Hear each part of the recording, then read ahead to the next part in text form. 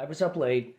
I was scanning through the channels, looking at the news stations, and I hit upon a news station that was doing a live news bulletin about a fire that had jumped 101 up by Wickiup, and you could already smell the smoke in the air. My wife was asleep, and she woke up and she said, "I smell smoke, and what's going on?"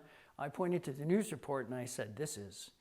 And so we watched for a while, and we were certainly concerned enough that we started to pack up a few things, thinking that we might have to leave for the night or something. And I kept going outside periodically to check on things, and as I went outside, I looked down the street and I could see Coffey Lane, and I could see that there was just endless traffic and it was moving pretty slow. So I came back inside the house and I said, we had our stuff ready, and I said, "Elizabeth, you have to go." So Elizabeth pulled out, went down the street here, and as she did, I went back. We helped Maria get out of the house and she left, but Elizabeth was gone no more than 30 seconds, literally. She texted me and said, "The house across the creek is on fire, you have to leave." And it was the first time we'd actually seen fire, which meant fire had entered our neighborhood, and it was ablaze. So at the end of the street here, Elizabeth stopped, and standing in a literal firestorm of embers and stuff, she helped some of the neighbors there get out, get into their cars, get the garage doors open, and get out. When she left and the neighborhood started to empty out, spot fires started to appear in all sorts of different places. And I spent hours running around, putting out spot fires.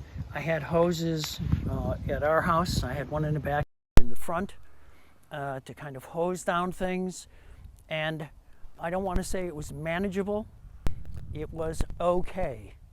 But it was only okay because I didn't know the extent of what was coming. And then, as it came along there, it made a left. And you can see houses right there. When it made that left, it started to consume those houses. But I was so busy, I never saw the left turn of the fire. When I saw it, it was all of these houses here had been consumed.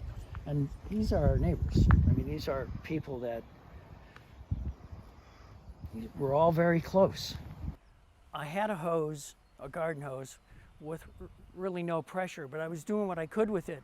And as I was focused on the house, I heard this big thump, and it was right here at my neighbor's house. One of his cars had a car cover on it, and the car cover just went up. But I hadn't realized the reason it went up is because the next neighbor's house, Tim's house, was actually already on fire. You can see it's really close to our house. And once it did that, we had a wood fence like you see there, a solid wood fence between Tony and I, and I kept trying to keep that wet. But when Tony's house went up on this side, I couldn't get close enough to the fence to wet it anymore. I watched the side of the house and it started to bubble. And as it bubbled, the bubbling got more intense, and then the side of the house just exploded into flame. And I thought, well, that's that.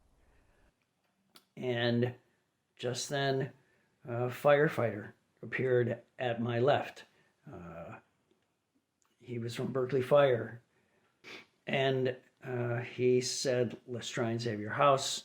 He poured this stream of water on it that I would have died to have earlier. And he said, I don't think we can knock this down. And then he turned to me, looked me dead in the eye, and he said, "I'm sorry I couldn't save your house." And I was just, it was a crushing moment. And as we were standing there, another firefighter from San Francisco, I think, came to Mike and said, "I'd like to pull you off this house," meaning it's a done deal. and put you over at Jim's house, which was only partially consumed. And that firefighter looked at me and said, "Are you the owner of the house?" And I said, "Yes." He said, "I really can't recommend that you stay here." And I said, "No, it's okay. My truck is parked around. I'm ready to go." Then I walked to my truck where I parked it down the street and drove away. And when I left my little neighborhood here, and I hit the intersection of Pioneer and Coffey, it was the first This is time Kim I Porter again realized with the Press Democrat. This that is Coffey and it was Dogwood, day. Coffey Park area. Because what I had just left a mere few hundred yards behind me, it was dark as and